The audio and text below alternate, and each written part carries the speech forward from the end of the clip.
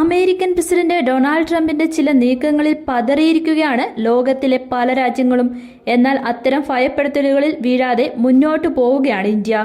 റഷ്യയിൽ നിന്നുള്ള എണ്ണ ഇറക്കുമതി വൻതോതിൽ വർദ്ധിപ്പിച്ചു. മാത്രമല്ല, അമേരിക്കയിൽ നിന്നുള്ള ഇറക്കുമതി കുറയ്ക്കുകയും ചെയ്തു. മെയ് മാസത്തിലെ കണക്കുകൾ പുറത്തുവരുമ്പോൾ വ്യക്തമാകുന്നത് എണ്ണ ഇറക്കുമതിക്ക് ഇന്ത്യ വൈവിധ്യവൽക്കരണം നടപ്പാക്കി എന്നതാണ്. ഉക്രൈനുമായുള്ള യുദ്ധത്തിൽ സമവായത്തിന്റെ പാത സ്വീകരിക്കണമെന്നും വെടിനിർത്തൽ കരാർ ഒപ്പുവച്ചില്ലെങ്കിൽ ഉപരോധം ശക്തിപ്പെടുത്തുമെന്നുമാണ് ട്രംപ് റഷ്യയോട് വ്യക്തമാക്കിയത്. ഉക്രൈൻ പ്രസിഡന്റ് സെലൻസ്കിയോടും നിലപാട് കടുപ്പിച്ചിരിക്കുകയാണ് ട്രംപ്. ഇത്തരം ഭീഷണികൾ തുടരുന്നതിനിടെയാണ് ഇന്ത്യ റഷ്യയിൽ നിന്ന് വൻതോതിൽ എണ്ണ ഇറക്കുമതി ചെയ്യുന്നത്. ഈ മാസം ഇന്ത്യ ഇറക്കുമതി ചെയ്ത ക്രൂഡ് ഓയിലിന്റെ ഏകദേശം 40% റഷ്യയിൽ നിന്നാണ്.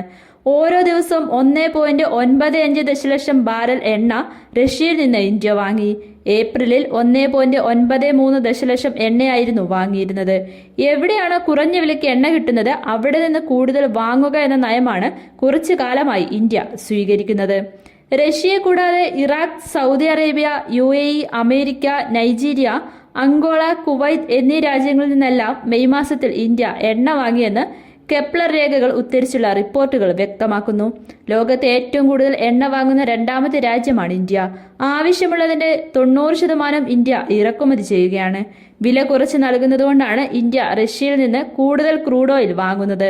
സമാധാന കരാറിൽ എത്താത്തതിനാൽ റഷ്യക്കെതിരെ കൂടുതൽ ഉപരോധം ചുമത്തുമെന്ന് ദിവസങ്ങൾക്ക് മുമ്പ് ട്രംപ് പറഞ്ഞിരുന്നു. അതായത് റഷ്യയുടെ എണ്ണ കയറ്റുമതി കൂടുതൽ പ്രതിസന്ധിയിലാകാൻ സാധ്യതയുണ്ട്. എന്നിട്ടും ഇന്ത്യ ഇറക്കുമതിയിൽ കുറവ് വരുത്തിയിട്ടില്ല. നേരത്തെ റഷ്യയുടെ എണ്ണ വാങ്ങുന്ന രാജ്യങ്ങൾക്കെതിരെയും അമേരിക്ക നടപടിയെടുത്തിരുന്നു.